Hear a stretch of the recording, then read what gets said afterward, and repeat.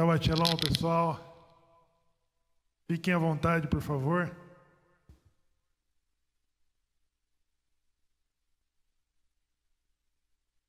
Berraola terra. Começam os tempos difíceis. Sentiram? Então, se preparem. O senhor tem uma caneta?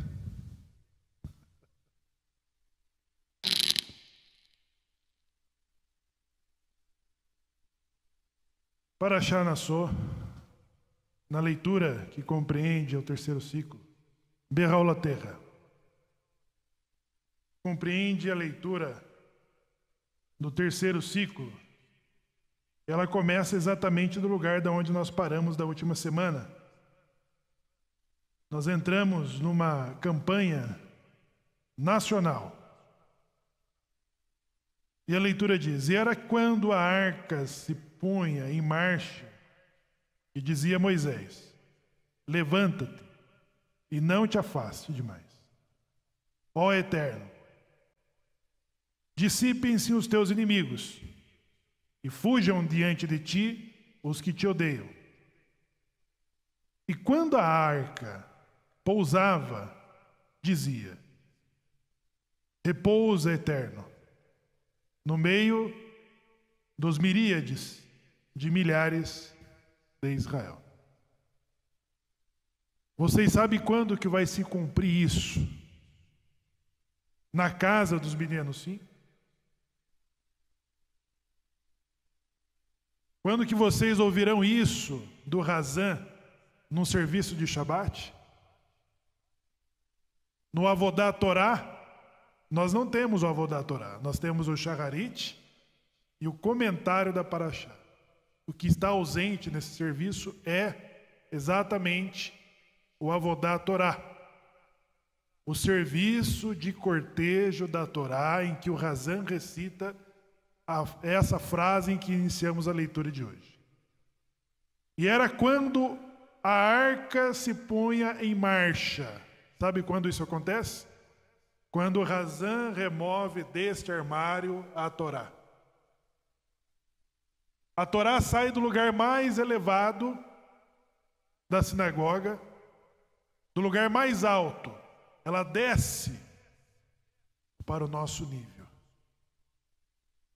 É como a presença divina pairando nesse cortejo em que nós cortejamos a Torá. E nós beijamos a Torá. Crianças e mulheres, homens e jovens, todos recebem a presença divina através de Torá.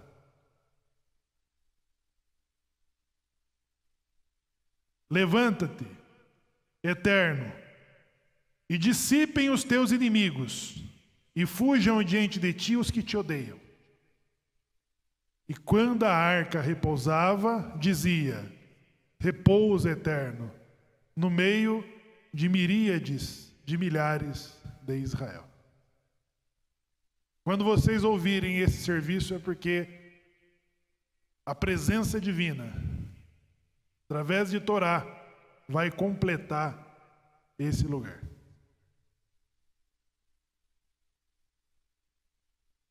Torá. Torá. E é o nosso objetivo, a nossa briga, a nossa luta. Sofremos algumas censuras na última semana, porque como que falam de doação? Vocês não estão doando um carro para o Shemuel. É uma Torá para a sinagoga. Então, por isso, eu não tenho medo e nem vergonha de falar. Se fosse para mim, sim, eu aceitaria a censura.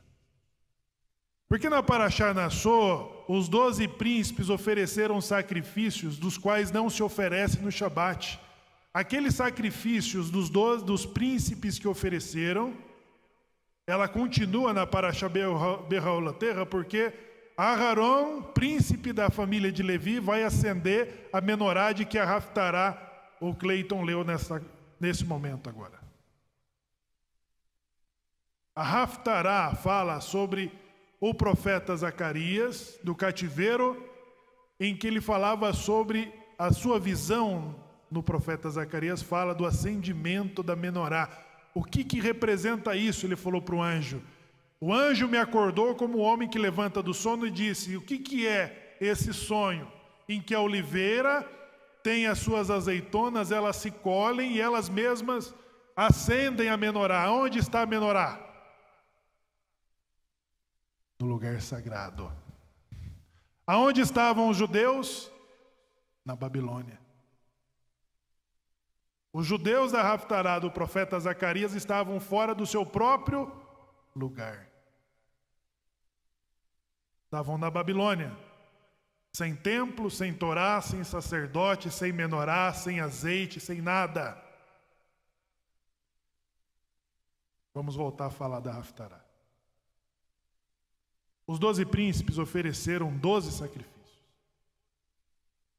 E os sábios observam que o sacrifício que correspondeu ao dia, no sábado, ele não foi pulado. Ele foi oferecido junto com o sacrifício contínuo, junto com o sacrifício de Shabat e o sacrifício do príncipe que correspondeu ao dia daquele sábado.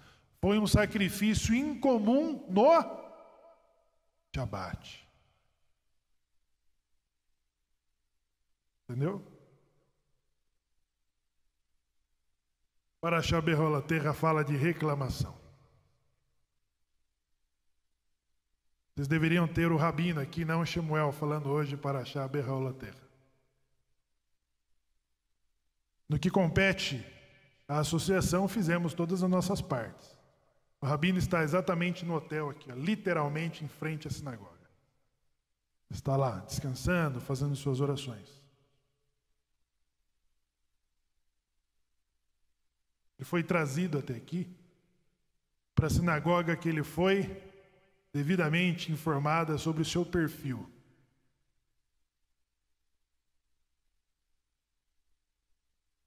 Perfil de uma sinagoga de pecadores, isso que eu falei para ele. Você vai vir para essa sinagoga.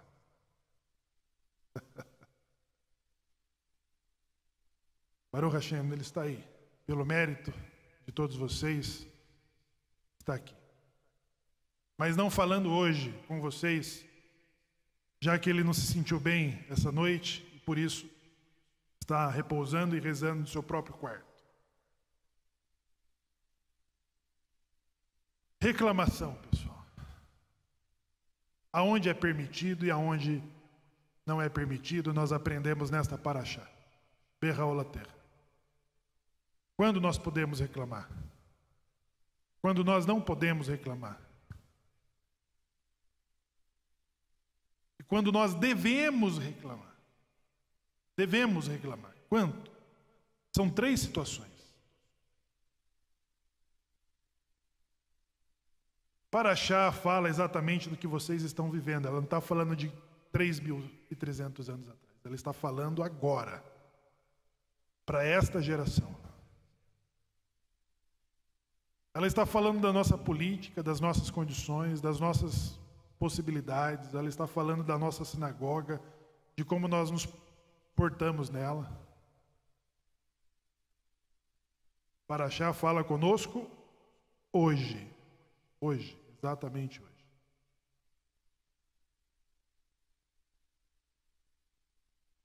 Crise de Semirá.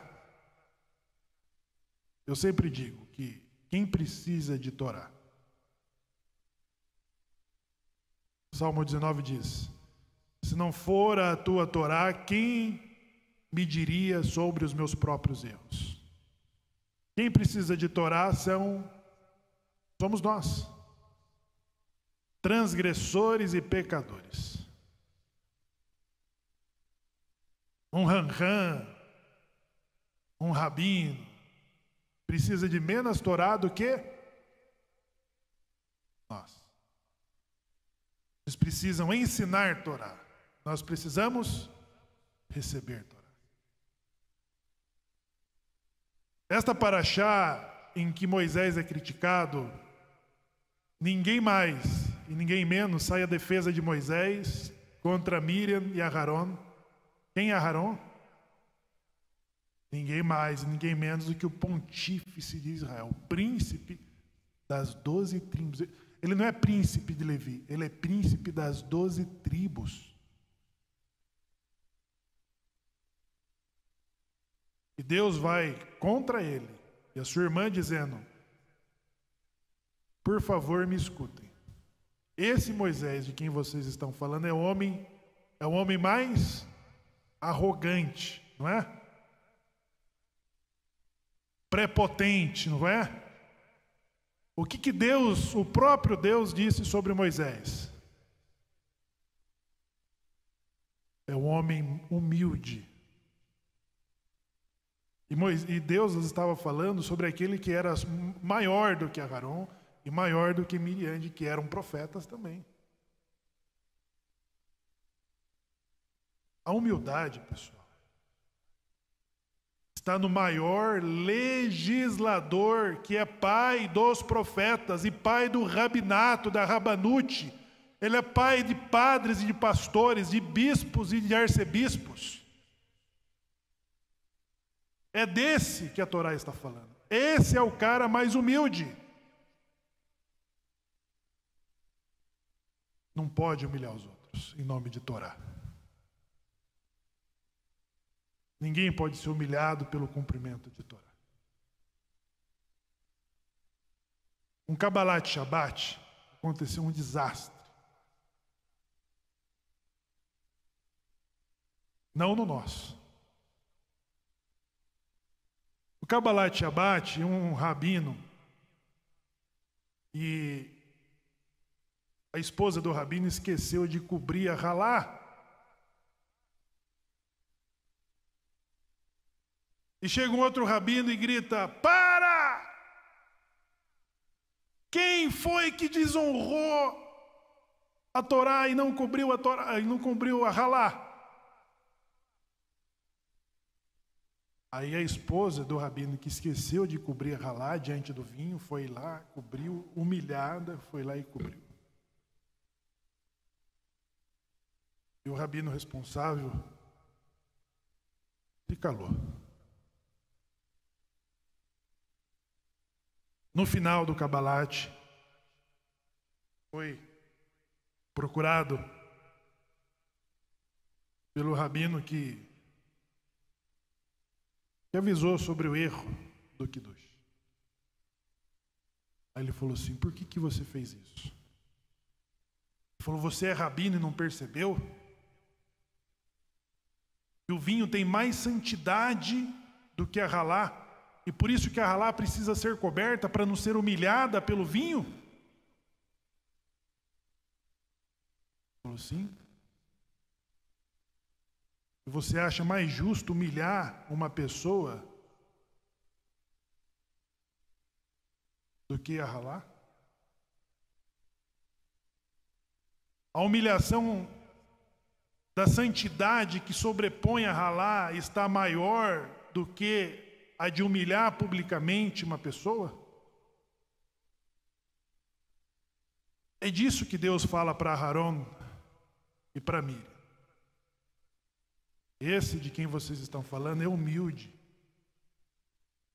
E ele é ninguém mais, ninguém menos do que o legislador.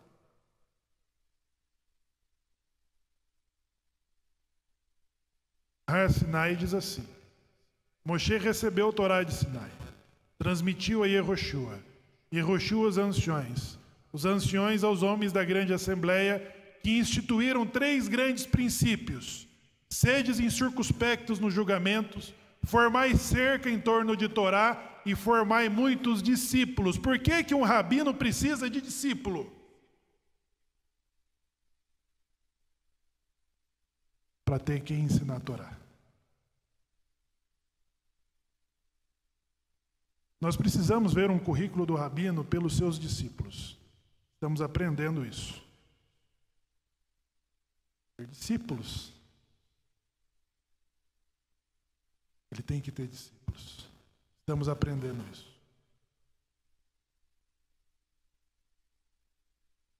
O que Moisés recebe no Sinai tem que terminar num rabino que tem que criar cerca em torno de Torá serem circunspectos no seu julgamento e ter discípulos.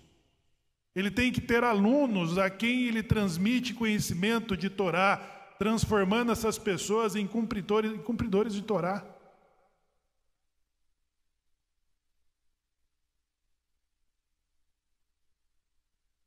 Há muitos homens sábios de que o conhecimento não se encontra em grandes rabinos. Tem rabinos que é líderes de líderes,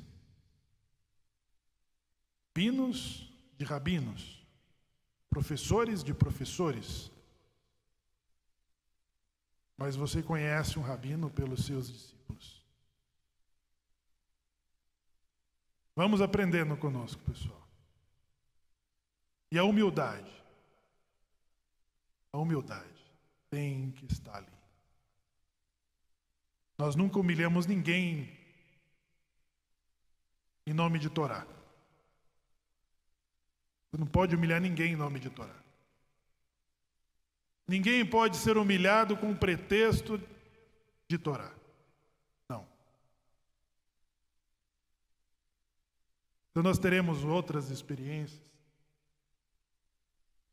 como comunidades, como alunos e como os rabinos que daqui sairão. Rabinos que surgirão dessas comunidades não poderão fazer uma inquisição às avessas, se impor, humilhar, expor as pessoas à humilhação, de forma nenhuma. Os rabinos que daqui saírem precisarão serem circunspectos no julgamento. Criar cerca em torno de Torá, ter muitos discípulos, muitos discípulos. É aí que Moisés está, nessa humildade. Berraoloterra fala de um acidente de percurso. O levante da arca está acontecendo exatamente quando os acampamentos de Israel estão se levantando para se movimentar na direção da conquista de Eretz Canaã, que Deus prometeu a Israel. Israel está ganhando aqui status de nacionalidade, bandeiras, leis, juízes, legisladores, militares, o templo. Só faltava o território. Só falta o território. E o levantar dos acampamentos aí na direção de Eretz Canaã. Nesse caminho, da leitura que não competiu à leitura pública, nós temos o pedido de Jetro, Robabe, a quem Moisés fala assim: fique conosco. Robabe fala assim: eu estou voltando para Midian, agora vocês continuem, boa sorte, que Hashem abençoe, papapá. E Moisés fala, o homem mais humilde fala: por favor, seja os nossos olhos nesse deserto. Ande conosco. E você terá a tua parte da recompensa, da herança que nós vamos conquistar.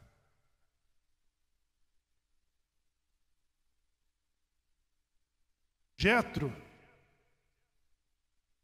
foi o idólatra de quem nós estudamos na Paraxá, que traz o próprio nome. Ele teve o mérito de ter uma Paraxá no seu próprio nome, a Paraxá Itró, de que ele se converte ao judaísmo e encoraja Moisés. E como um estadista, já que ele é chefe de Midian, ele tem experiências nacionais. Falou para Moisés: o jeito que você está julgando está tudo errado. Você vai morrer e vai matar toda essa congregação. Consiga homens capazes e tementes que desprezam os lucros. Não é que despreza lucros, todos nós devemos amar os lucros. Mas o que ele está falando, o desprezo é, como que nós chamamos? De se corromper. É que despreze de tirar proveito. Entendeu? De tirar proveito. Não é idolatria do dia. De tirar proveito é corrupção mesmo. Esses juízes. E Jetro estabeleceu o sistema judiciário de que inclusive os juízes começam a serem escolhidos nesta paraxá. Jetro, como estadista, não precisava estar ali. Ele tinha uma TV 65 polegadas, uma sala, ar-condicionado, tinha militares, ele tinha tudo em Midian. Ele era o único que não precisava estar ali, no deserto, único. Todos os que saíram como escravos não tinham como voltar para o Egito e tinham que prosseguir. Eles não tinham muita opção, eles tinham que seguir e conquistar a terra que foi dada para eles. Mas Jetro era o único que não precisava disso. Ele era chefe de estado. Midian. Ele era um estadista de que o Egito pedia conselho para ele e os outros países pediam conselho para ele. E a presença de Jetro dava a todos os ex-escravos que estavam em busca da liberdade aquele senso assim, pô, se Jetro está aqui, então eu vou me esforçar. Eu preciso disso, Jetro não precisa. Então, sabe, quando você vê uma pessoa que não precisa se esforçar para aquilo que você precisa, essa era a compreensão de que os hebreus tinham sobre a presença de Jetro. Então, quando Jetro resolve deixar e voltar para o seu próprio lugar, agora nós teremos essa referência ausente. Os hebreus não têm mais essa referência. Agora eles passam a ter motivo para reclamar. Reclamar. A presença de Jetro, eles não tinham essa condição. Pô, se Jetro que está aqui não precisa, não reclama, como que eu vou reclamar? Estão entendendo? Agora Jetro decide sair. Houve outras reclamações anteriores a essa. Eles reclamaram porque a água era amarga. Eles falaram assim, ó, os nossos filhos e o nosso gado vai morrer de sede nesse deserto.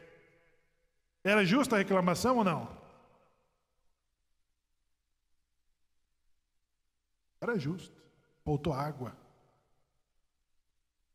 Deus falou, pega lá aquele abustre amargo, corta e joga na água amarga, e a água ficou potável, ficou doce.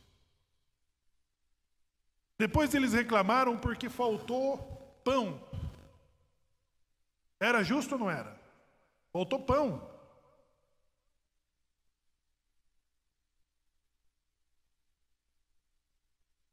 Tem o maná.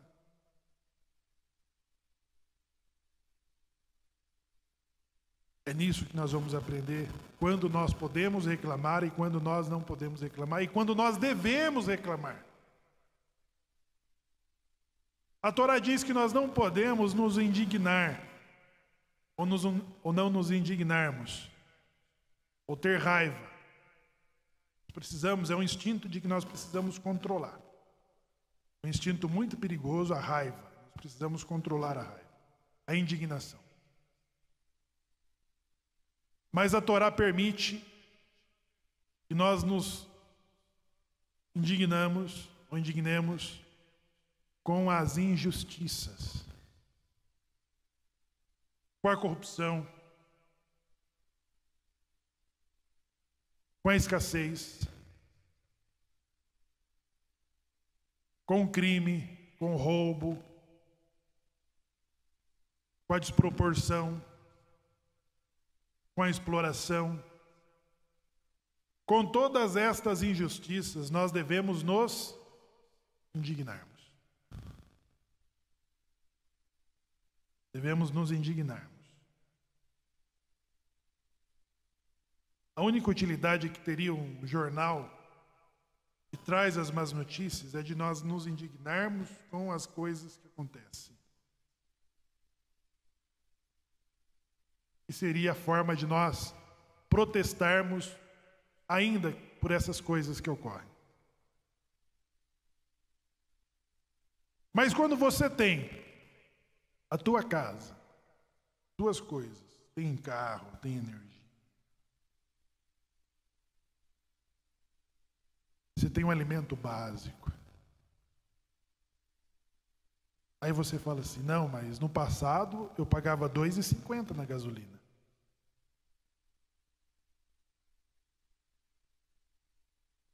Eu vi um jornal em que dois jornalistas que foram surpreendidos pela resposta nas bombas de combustível quando a pessoa estava abastecendo, e um deles foi quando era um Camaro. Eu não sei quanto que consome o Camaro, 2,7, se é 1 por 1, se é 2 por 1, se é 3 por 1, eu não sei quanto que consome um, porque eu não tive um. 3. O jornalista perguntou sobre o preço dos combustíveis, ele falou, não, para mim está bom.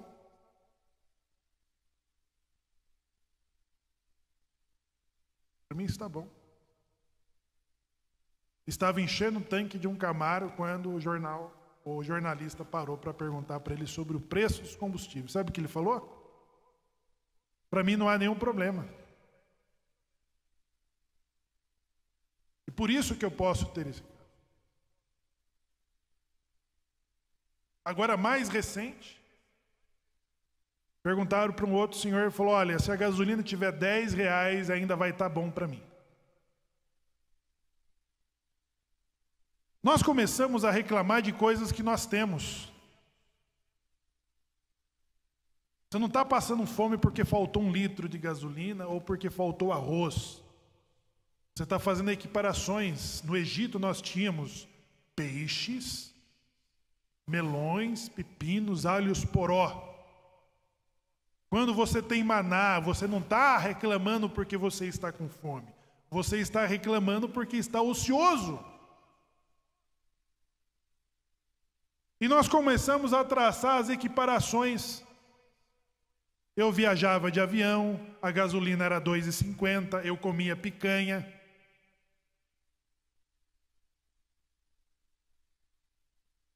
Eu vi um protesto na Bolsa de Valores, de um grupo chamado MTST. As faixas diziam a fome. Eu estou com sobrepeso. Shemuel Zakai tem sobrepeso. Num país em que 30 milhões de pessoas estão passando fome. É verdade esses dados? O terceiro maior produtor de alimento do mundo. Meu Deus. Aí fui ver o protesto que era contra a fome.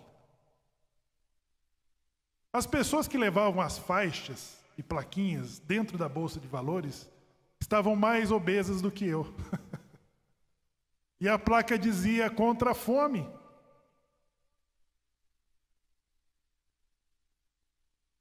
O organizador do protesto esqueceu de colocar pessoas... Vamos ver se tem algum aqui. O Netanyahu. Magrinho. Eles colocaram todas as pessoas que apareceram no vídeo com sobrepeso, reclamando contra a fome.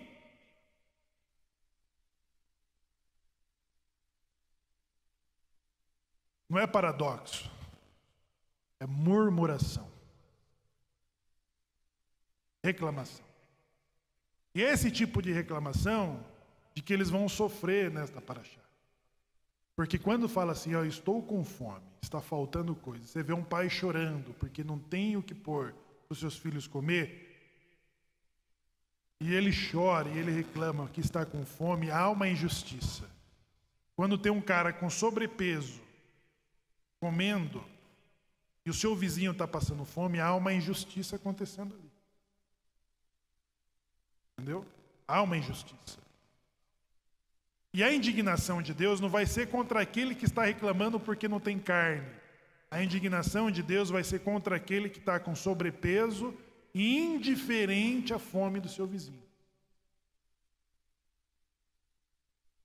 Mas quando você tem sobrepeso e você põe uma plaquinha e entra na Bolsa de Valores para você reclamar que você tinha gasolina 2,50, que você andava de avião, que você comprava geladeira sem EPI, e que você conseguia tirar carro zero, você está trazendo equiparações no momento em que o país estava numa corrupção e no seu pior cenário de injustiça. Você está falando assim: nós estávamos no Egito, nós éramos escravos, nós éramos desgraçados, mas nós tínhamos pepino, alho poró, melancia e comíamos peixe. Mas não tinha liberdade. Seus direitos estavam sendo caçados na surdina.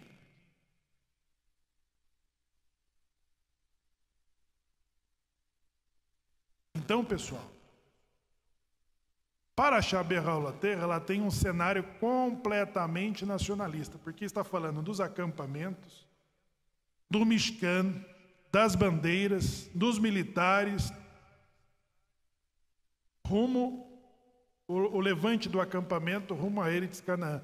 Estava faltando para Israel, era o território para se declarar a independência de Israel. E esses ex-escravos que ontem não tinha perspectiva de fazer faculdade, de fazer graduação, de fazer mestrado, de fazer doutorado, que não tinha possibilidade de ir para a festa de Pêssar, eles não podiam ir para a sinagoga, eles não tinham sinagoga, eles não tinham país, eles não tinham Mishkan, não tinham nada.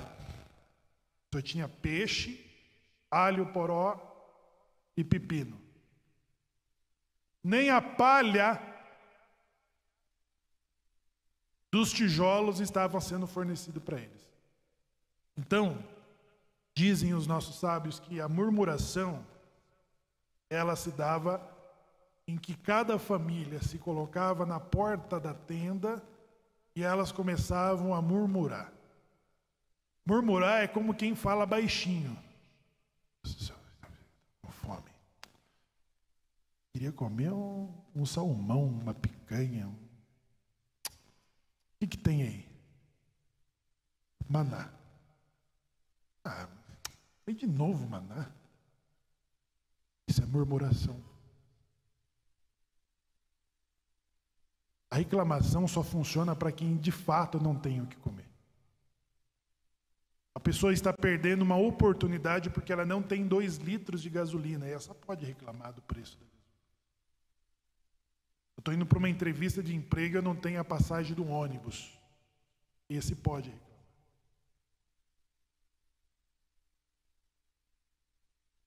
Mas o cara que anda com Rolex de 70 mil reais e diz que você só pode ter uma televisão na tua casa,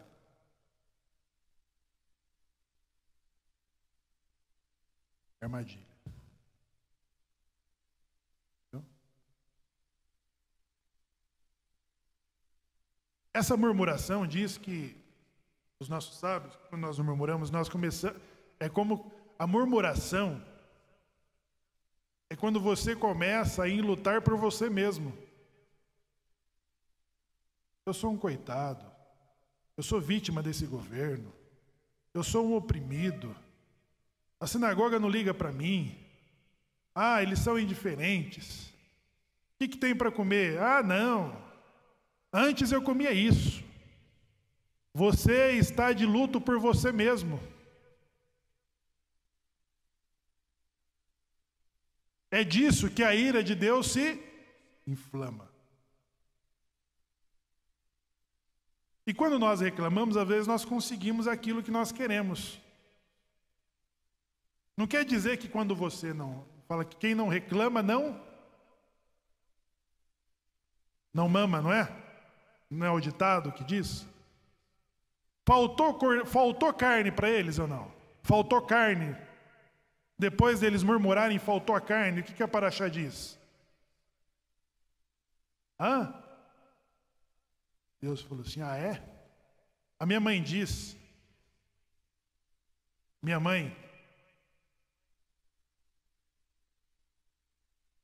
eles tinham carne, tinham. A minha mãe diz que a minha avó fez um doce lá, depois uma sobremesa, e que na hora que a avó serviu lá cada um, os filhos, a minha tia, que é a irmã da minha mãe, reclamou. Porque ela viu que algum dos potinhos ali tinha mais do que no dela.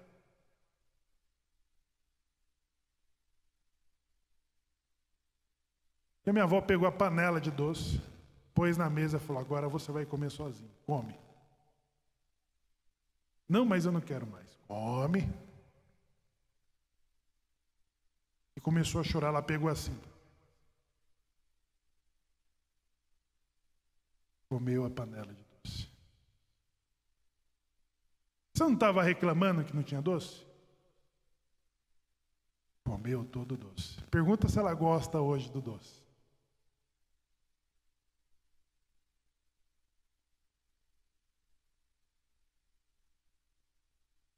As codornizes chegaram a ponto de que as carnes saíssem.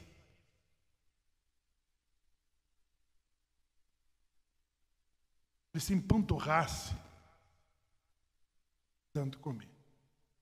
A questão é que a reclamação, ela é o nosso decreto. Nós falamos e o céu determina. Eu falei até para um judeu lá, São Paulo, que ele falou assim: eu não vou em dezembro porque eu não vou ter dinheiro. Eu falei: você não vai ter mesmo, porque você falou que não vai ter dinheiro. Falou errado.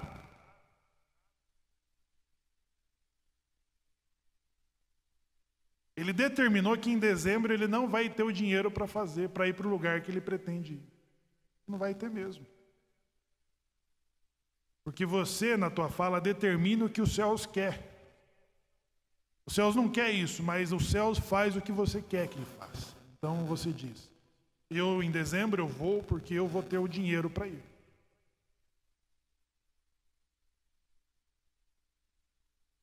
Nós precisamos ter dinheiro no bolso, que é para você nunca falar: estou sem dinheiro. Tem que falar: eu tenho dinheiro.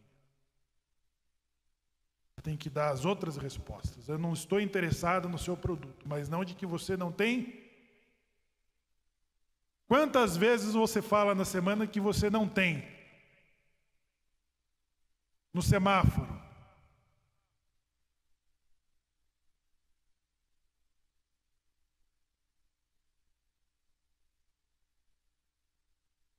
Semana eu estava com o Samuel, meu filho, no semáforo aqui.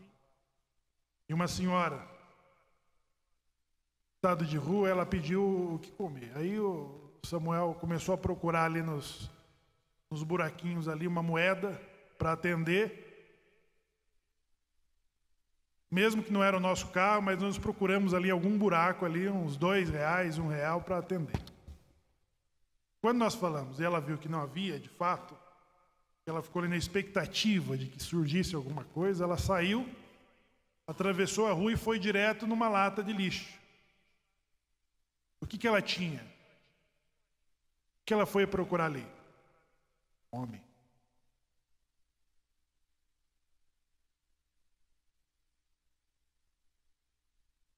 Pessoas falam assim: não vou dar não, porque ela vai comprar pinga. Deixa ela comprar pinga, dá o valor para ela. Ela vai usar crack, que se dane, dá lá o valor para ela ir lá comprar o que ela acha que tem que comprar. Quem é você para determinar o que as pessoas têm que consumir?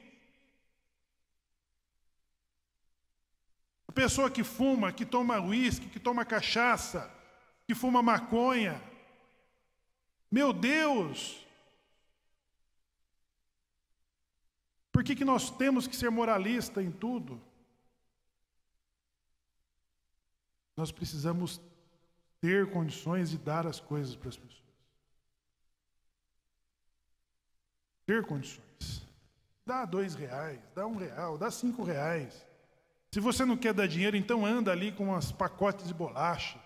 Saca. Para a pessoa que tem a plaquinha de fome e fala assim: ó, tá aqui. Se eu fosse lá o cara da Bolsa de Valores, eu mandava trazer um caminhão de frango. Fala: comam aí, seus mortos de fome. Foi isso que Deus fez para aqueles que não estavam com fome.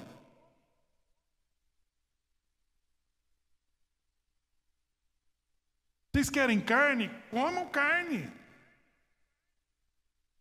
Mas para quem tem fome, a gente tem que dar o de comer.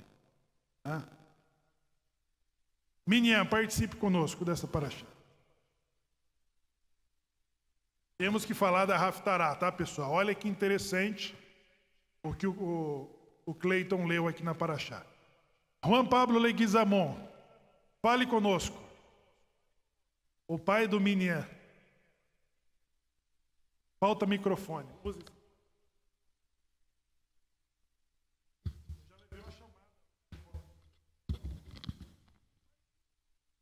Shabbat Shalom a todos os nossos sintonizadores, a todos los que nos escuchan, que estén bienvenidos aquí, oyéndonos, y estas revelaciones tan maravillosas con relación a las enseñanzas de la Torá para nuestras vidas.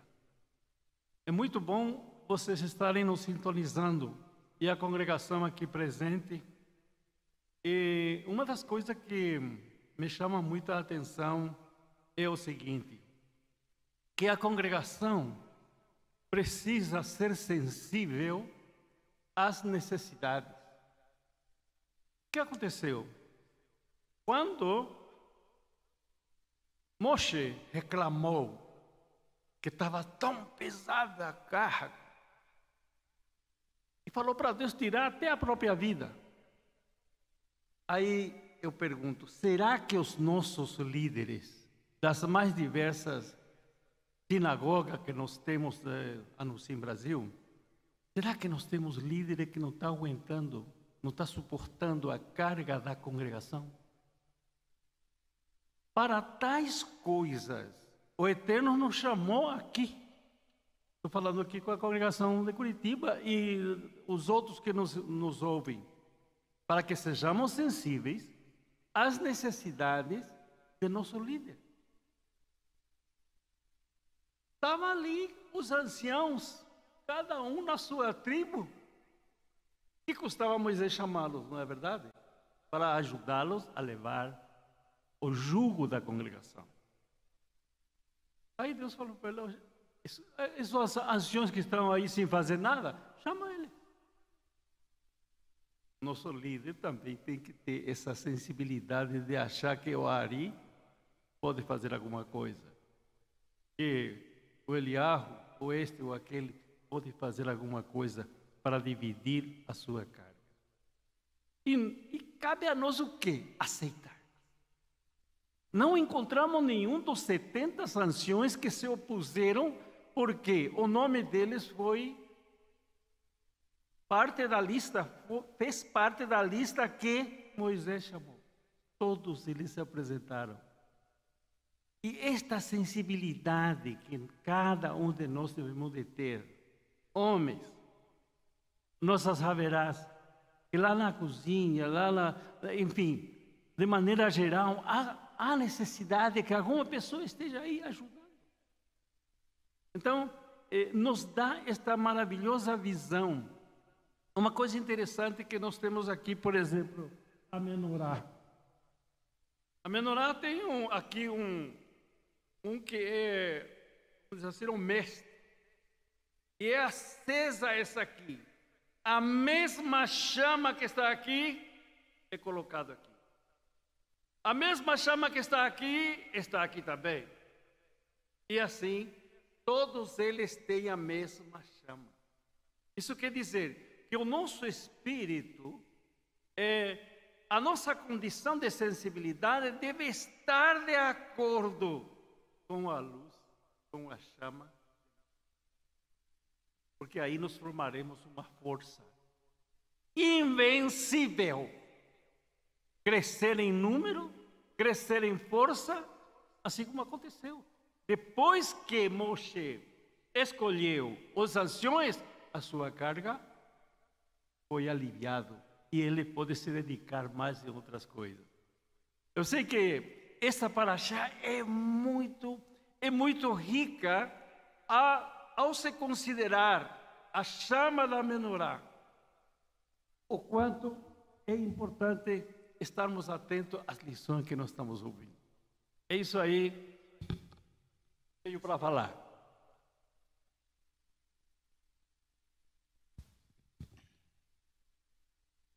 Shabbat Shalom a todos aqui presentes, aos que estão nos acompanhando aí pela internet, nossos amigos, a família no Sim Brasil, a todos os amigos da sinagoga, nosso Shalom a todos.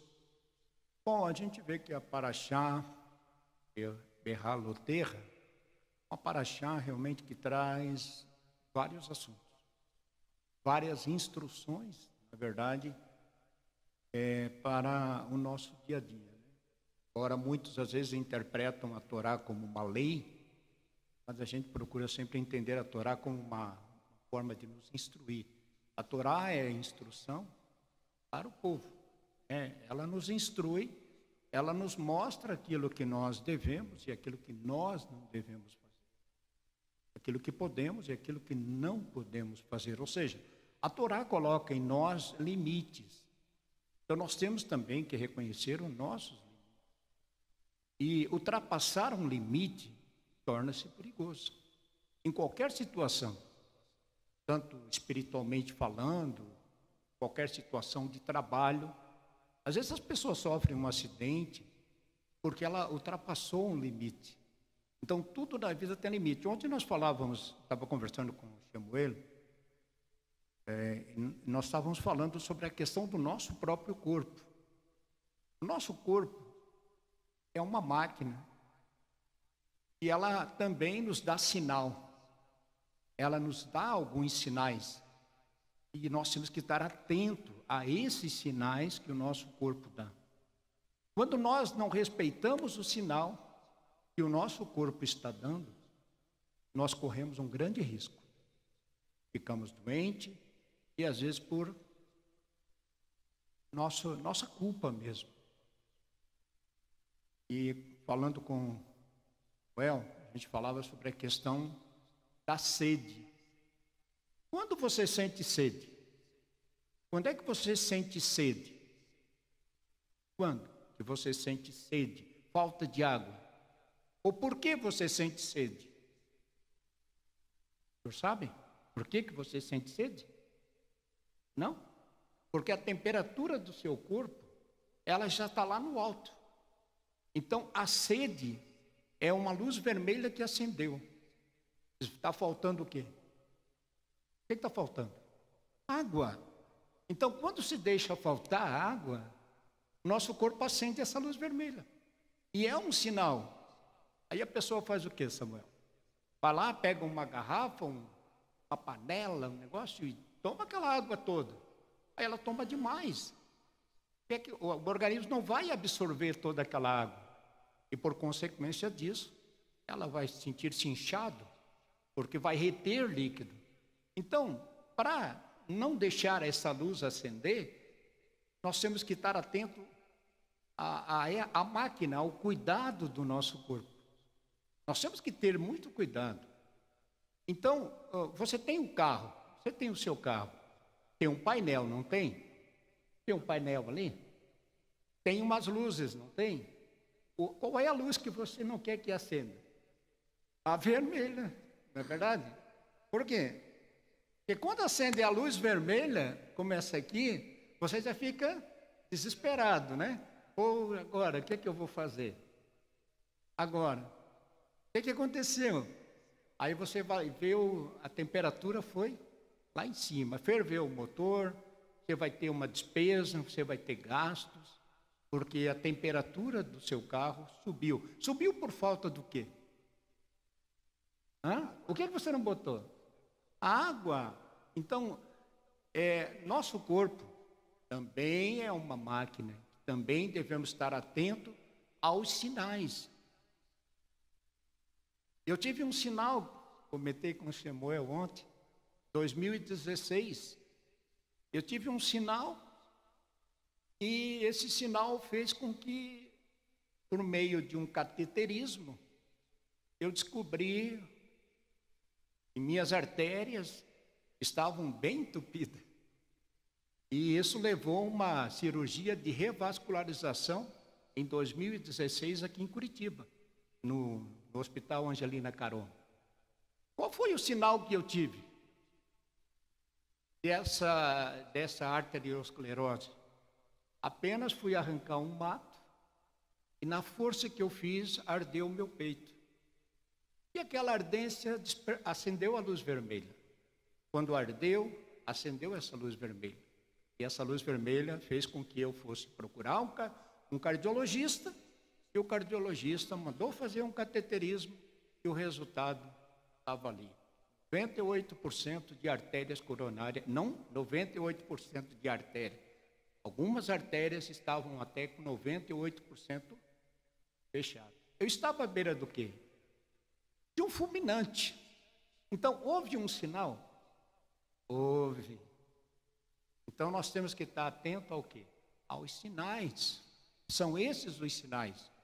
Então, eu vejo a paraxá de hoje com várias instruções para nós. Então, nós temos que estar atentos, não ser apenas um ouvinte, né?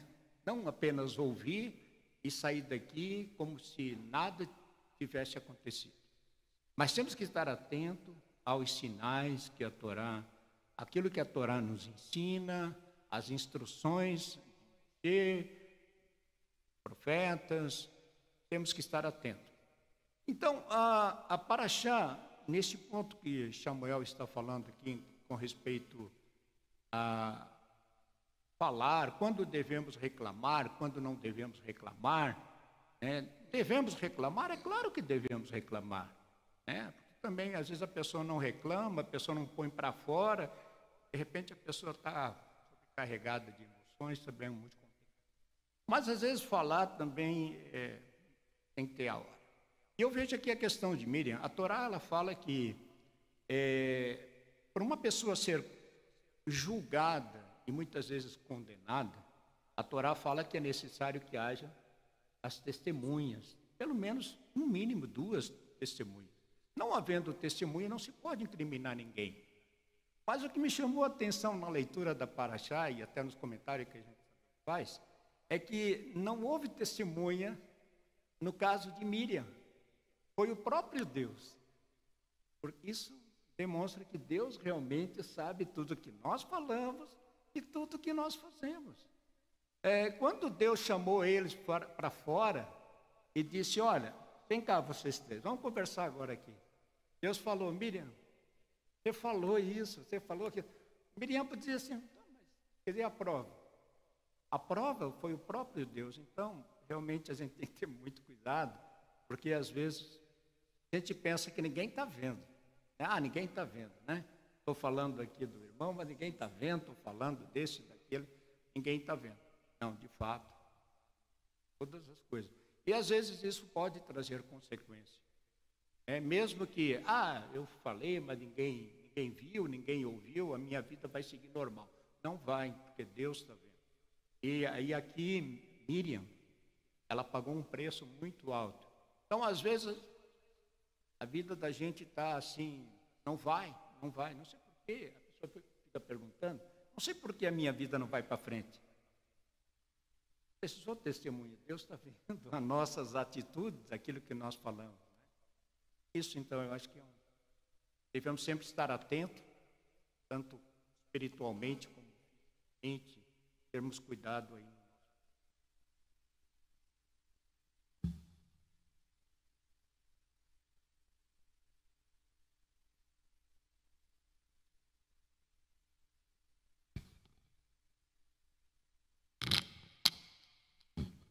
Muito bom, obrigado, Malachi, Juan Pablo.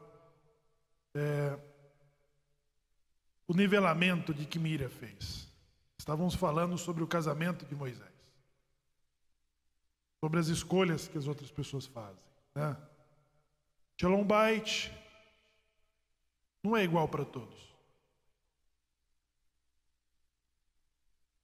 Diferente. Aharon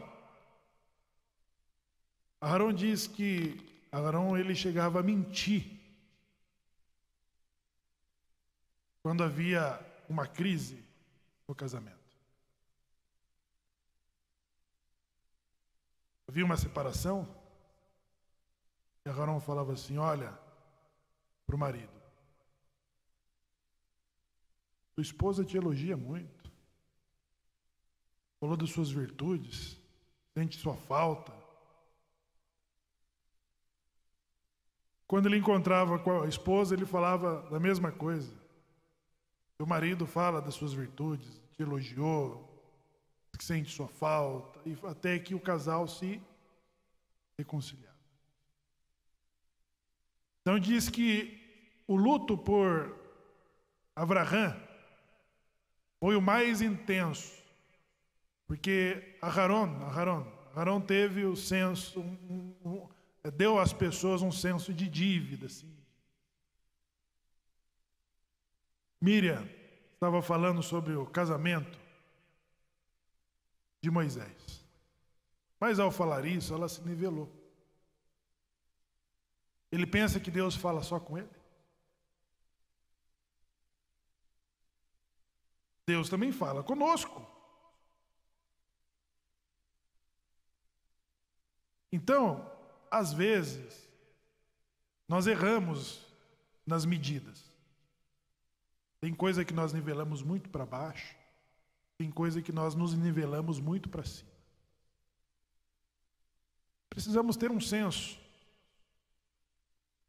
Então, às vezes, nós justificamos a fala exatamente pela libertinagem. O que é libertinagem? Todas as coisas precisam ter o seu limite, o seu espaço. Eles eram irmãos. Repararam ou não? Os três são irmãos. O trânsito da intimidade de cada um é meio que exposto.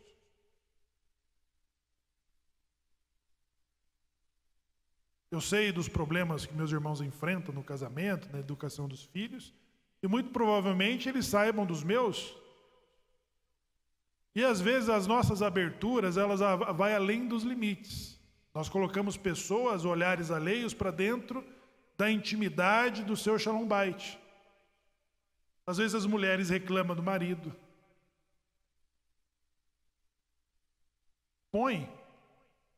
Reclama do filho. E começa a expor a sua intimidade familiar para pessoas alheias.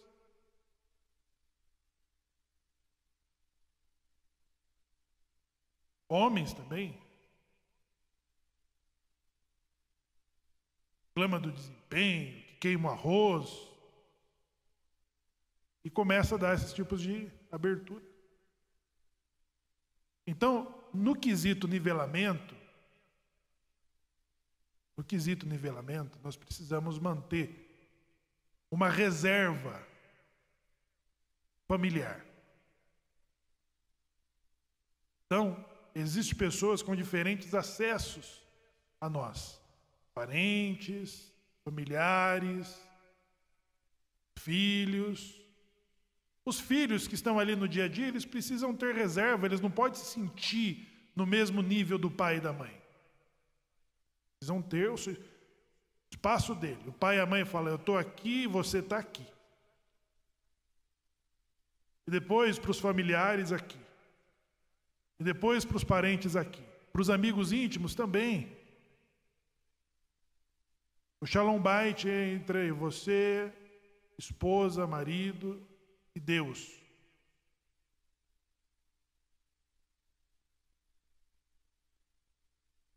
Ele também Deus fala conosco, disse-me.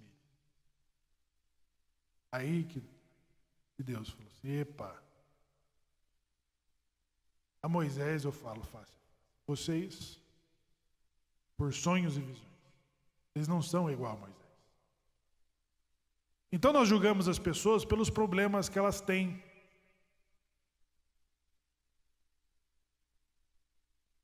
Não, mas não é possível que o João lá, o João Calvino, ele seja assim não, porque olha os filhos deles. Olha as mulheres, olha a esposa dele. Então as pessoas pegam um problema familiar para nivelar a pessoa no seu status. Por isso que precisamos sempre ter reserva, intimidade. protege. Discrição. Proteger. Porque isso nos dá a chance de superarmos os nossos vícios, os nossos problemas, as nossas dificuldades e consertando disso. Quando isso não acontece, a parte que está prejudicada, ela vai pedir ajuda. Ela vai pedir ajuda a um terapeuta, a um psicólogo, um psiquiatra, ao rabino. Falar, preciso de ajuda, mas ela não vai se expor. Ela vai ter um profissional que vai ajudar. Não é exposição. Você não sai para tomar uma cerveja com amigos e conta lá como que está na tua casa. Aquilo ali é só você. Pode estar muito bom e pode estar muito ruim. Mas é uma coisa para ser resolvido ali. Porque quando as pessoas tomam conhecimento das suas deficiências, da deficiência do filho, da esposa, do esposo, isso começa a ser usado para nivelar, para repudiar, para chamar atenção. Isso não quer dizer de que Mira estava errada do que ela estava falando. Mas não era o papel dela.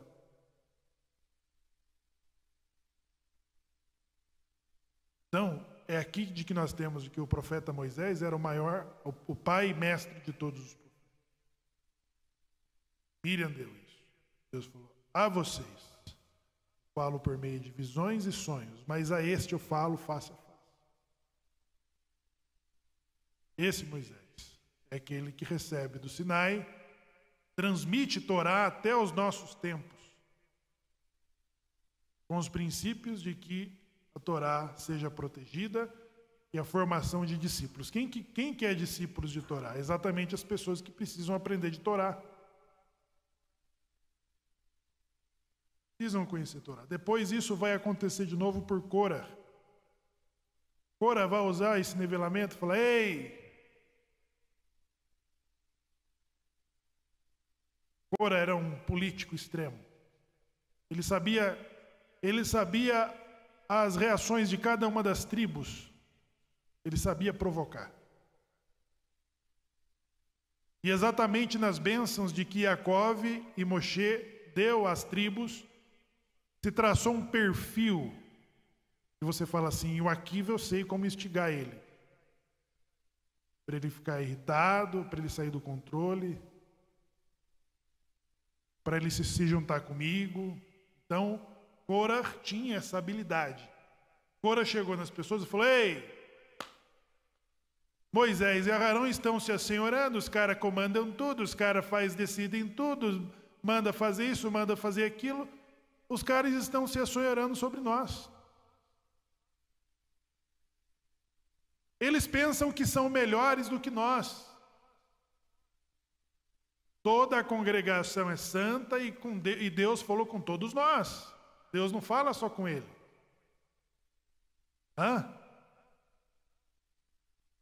Parentes. Deus falou com toda a congregação é santa, mas os caras estão se sobrepondo sobre nós. Aí ele conseguiu levar 250 príncipes e incitar contra a liderança de Moisés. Nesta revolta, e Moisés agora reclama para Deus, falou, olha, a carga é pesada. A carga é pesada. São 600 mil homens, são 3 milhões de pessoas pedindo carne. Eu não parei essa turma toda. Moisés reclamando para Deus. Moisés está reclamando? A reclamação dele é injusta? É ou não é? Ele que é o alvo. Vocês acham que se o Moisés fosse o presidente do Brasil, ele estaria na aprovação do Ibope e do Datafolha? Culpado do Covid, culpado da crise da guerra da Ucrânia. Se fosse Davi, você acha que ele seria aprovado? Seria? Seria uma aprovação de 80%? Seus eleitores? Não. Não teria aprovação. E Moisés só está reclamando porque ele está no índice de rejeição da falta das coisas, da equiparação. Lá no Egito nós tínhamos panelas, peixe, de alho, pepino. Agora Moisés que reclama, falou, olha, eu não estou dando conta dessa turma.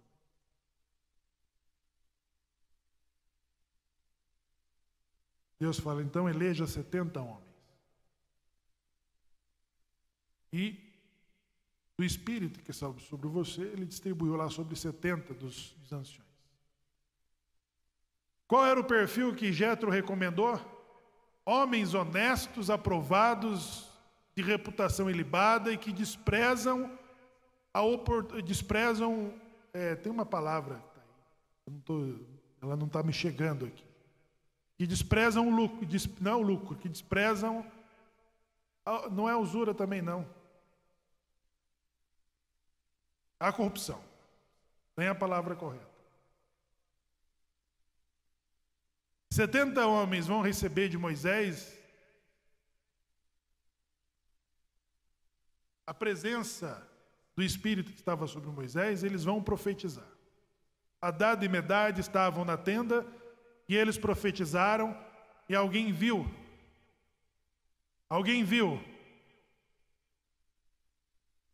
E Yehoshua ben Nun denunciou os dois, falou, Moisés, prenda-os, porque os homens estão profetizando da sua tenda. O que Moisés disse?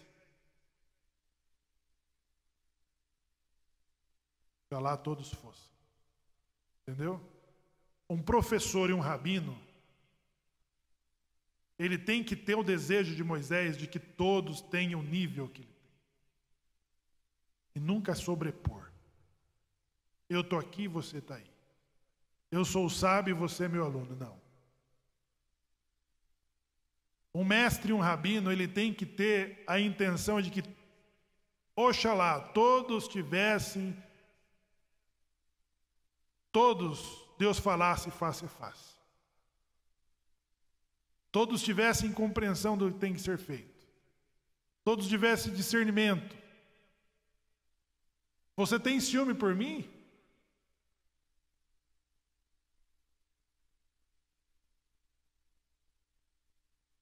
O nivelamento de Moisés é diferente do nivelamento de Miriam. É diferente do nivelamento de Cora. Vocês viram que o nivelamento de Moisés é diferente.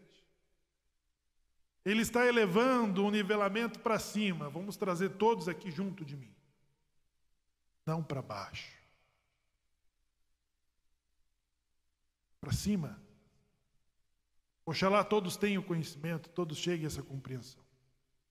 E para nós encerrarmos, pessoal, a Haftará desta paraxá, do profeta Zacarias. Profeta Zacarias 2, Zacarias está entre os exilados na Babilônia. Não está? A Babilônia exilou a Judeia, destruindo o seu primeiro templo e levando-os ao cativeiro. Quem está no cativeiro está querendo o quê? Leshana Rabá? Nós rezamos isso.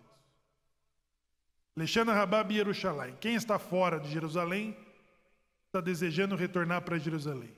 Mas não da forma como nós desejamos. Porque no contexto do profeta Zacarias, Jerusalém não existia, estava destruída. A menorá, usada no exemplo do Juan Pablo Leguizamon, na Paraxá Berrola Terra, Aharon é o príncipe de Levíde que tem a oportunidade de ascender. Aharon não estava lá entre os príncipes da Paraxá Nassô, distribuindo os presentes. Estavam? Não. Ele, como príncipe de Levi, ele é o que vai ter a honra de ascender. A visão do profeta Zacarias 2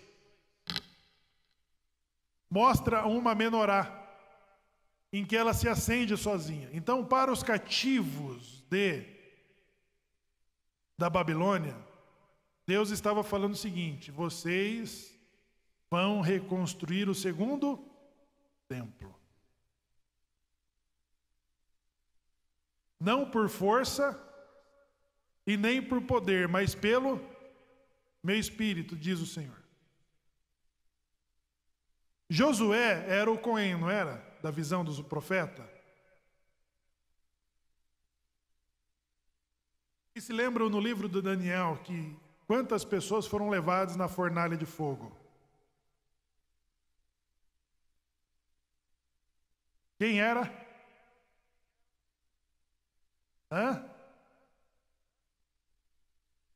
Esse sacerdote de que Rassatã acusa por estar com a roupa suja, o anjo que aparece para proteger, Josué diz assim: aquele que elegeu Jerusalém para revelar a sua presença, te repreenda, ó Satã. Josué não é o tição tirado do fogo? Josué estava entre os homens que foram levados na fornalha no império de Nabucodonosor. A visão daqui está falando o seguinte: que esses judeus que superaram 70 anos de cativeiro na Babilônia serão novamente reintroduzidos dentro do seu próprio lugar, e que Dário, o rei da Pérsia, que vai substituir o reino da Babilônia, ele vai dar o decreto de reconstruir Jerusalém. O primeiro decreto é dado pelo rei Dario, que tem um sonho de que ele vai presentear Deus com a construção de uma casa, de um templo. Então ele ordena que os judeus reconstruam em Jerusalém o templo. E esse templo vai ser reconstruído por ninguém mais e ninguém menos do que de quem? Um descendente de Davi. Zorobabel, descendente de Davi, junto com esse sacerdote de que Rassatã o acusa, eles são os primeiros reconstrutores do segundo templo em Jerusalém, e encontraram a oposição dos samaritanos, de que escreviam cartas ao rei da Pérsia dizendo: os perversos judeus estão reconstruindo os muros da cidade. Eles vão encontrar resistência. Depois vai entrar no cenário, para concluir essa obra, Esdras e Neemias, na segunda leva depois de Purim, do relato de Mordecai. Vamos ter a participação da reconstrução do segundo templo neste cenário, pessoal. O que isto representa para nós que desejamos acender as luzes da menorá? Que desejamos ter participação da reconstrução do terceiro templo? A repreensão de Josué, o sacerdote, de que Rassatã o acusava, era de que este permitiu que seus filhos se casassem com mulheres estrangeiras. Qual que era a proibição de casamento misto de um judeu? E qual que é a proibição que sobrepõe sobre os levitas e sacerdotes? Então, quando o anjo diz: vai e troque as roupas sujas do sacerdote, para que Rassatã pare de o acusar. Então foram lá e fizeram com que seus filhos se separassem dos casamentos mistos. Mas a defesa do anjo diz: não foi esse um tição tirado do fogo? A reconstrução do terceiro templo, pessoal. O salmo que diz: quando o Senhor nos trouxe a Sião, éramos como quem sonha. Sabe na boca de quem estavam esses cânticos? Daqueles que tiveram o direito de retornar. Daqueles que tiveram em tempos angustiosos. O profeta diz: não por força e nem pelo poder, mas pelo meu. A reconstrução do segundo templo foi em tempos angustiosos. Eles tinham que uma mão ter a colher de pedreiro e a outra a espada. Mas qual que era o cântico que estava em suas bocas? Quando o Senhor nos trouxe a Sião, éramos como quem sonha. A nossa boca se encheu de risos e a nossa língua de cânticos. A nossa amostra para isso é do que nós fazemos no lugar que nós rezamos. Aquisição de Torá. Compra da Torá. É o primeiro desafio nosso. Depois vai ter outros. Não acaba. Mas todas as pessoas que vão ter a participação na reconstrução não pode reclamar, nós não podemos reclamar da sorte que nós temos. Vamos parar de reclamar da sorte que nós temos. Vamos agradecer pelo que Deus tem feito. E nós não avançamos mais do que nós pretendíamos, porque nós temos mais reclamado do que decretando coisas boas. Então vamos dar lugar à reclamação, a ações positivas. Vamos reclamar dos impedimentos, dos que se colocarem como muro, como diz o Haftarah. Quem és você para se colocar como um grande monte? Os samaritanos colocaram como oposição a Deus, escrevendo cartas e dizendo: peça que parem a construção desta cidade rebelde.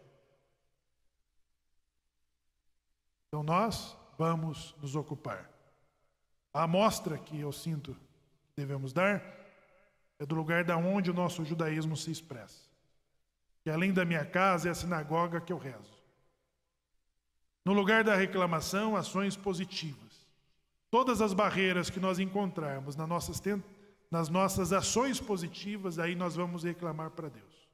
Levantou-se o opositor. É disso que nós vamos reclamar. Nós vamos reclamar da injustiça, nós vamos reclamar do roubo, da fome, da má distribuição. Nós vamos nos indignar com essas coisas. Mas nós não vamos reclamar da própria sorte. Nós não vamos fazer luto de nós mesmos. Vítimas da sociedade, vítimas do governo, vítima do rico, vítima do branco, vítima do preto, vítima do amarelo, vítima da sinagoga, vítima do... Nós não somos vítimas de nada. Nós precisamos sair desse discurso, sermos proativos, fazer coisas que vão nos arremetendo com elevação e com projeção de riqueza, de saúde, de conhecimento, de proteção. As pessoas, para fazerem uma coisa positiva, elas começam a reclamar do que tem. Elas começam a olhar pelo que não conseguiu, não pelo que ela tem. Eu não troquei de carro, eu não troquei de casa, eu não comi picanha, eu não viajei de avião esse ano, eu não troquei de carro. Então, a vida dela depende dessas coisas para ela fazer coisas positivas. Não vamos olhar pelo que nós não conseguimos fazer. Vamos agradecer pelo que temos e vamos começar a fazer as coisas positivas, porque é aí que a sua vida vai alavancar. Nada de reclamar pela nossa própria morte, ser vítimas de nós mesmos. Vamos ser proativos, vamos fazer as coisas. Vamos dar forma na sinagoga, vamos comprar a Torá, vou reformar minha casa, Façam isso positivamente. E cuidado, pessoal. Cuidado com o que nós fazemos nas urnas. A cassação dos nossos direitos está aqui, ela já chegou. Prestem atenção. Prestem atenção.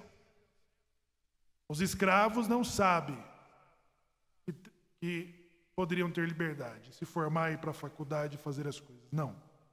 Não tinha perspectivas nenhuma. E as pessoas que não sabem o que é perseguição, pessoas que não sabem o que é perseguição, que tem liberdade, que é perseguição, ela não é diferente de que tem escravo.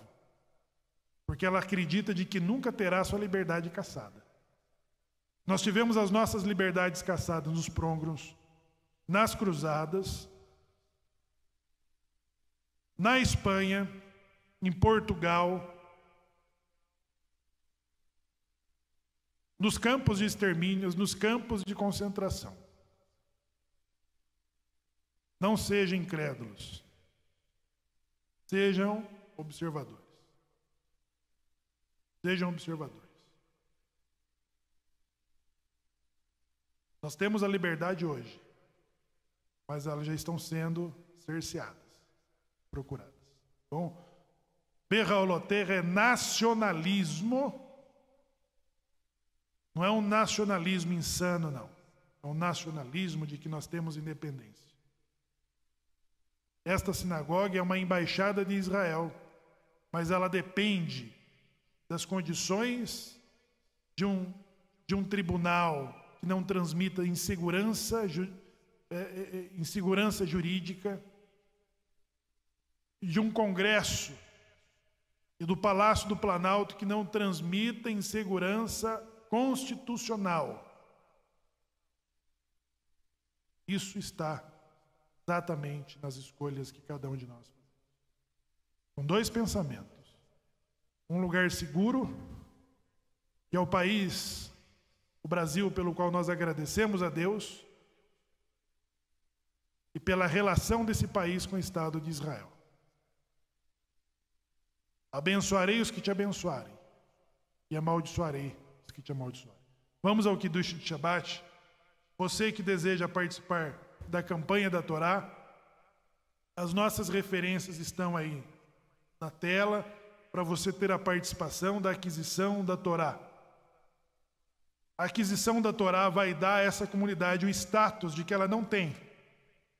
O status dessa comunidade vai ser: e quando a arca se punha em marcha, se dizia: levante-se, ó Eterno, e dissipem os teus inimigos, e fujam diante de ti os que te odeiam. Quando a arca pousava, Moisés dizia: repouso eterno no meio de miríades, de milhares de Israel. Shabbat Shalom, vamos ao Kiddush de Shabbat.